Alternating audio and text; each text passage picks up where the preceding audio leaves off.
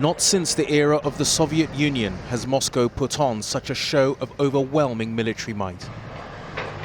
Across the vast expanse of its far eastern territory, Russia sent a message intended to be heard in Western capitals. You may threaten us with sanctions and condemnations. We will respond with a military show demonstrating that we will not be deterred. Over 300,000 soldiers are taking part and 36,000 Russian tanks. Compare that to the 230 tanks in the British military. Even though Western equipment is often regarded as more technologically sophisticated, the Russian hardware on display has been battle-tested around the world.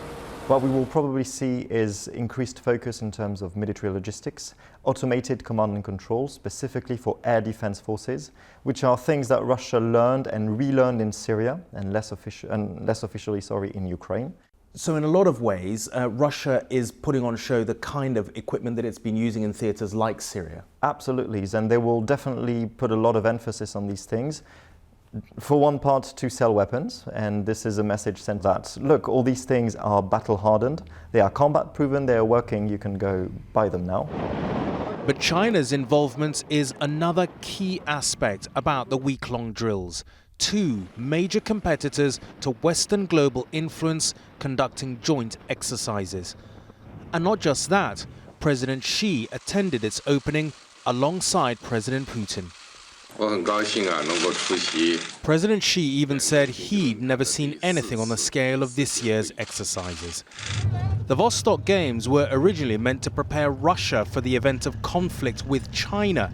Now Moscow and Beijing are training together. Now you have a Russian military exercise potentially against China that is turning into a bilateral strategic drill with China. So it is quite a leap in terms of the rhetoric, in terms of the whole international great power politics behind it, but it is definitely a message sent to the West. Russia and China are still far from being firm allies, but both have a growing appetite to take on Western influence around the globe.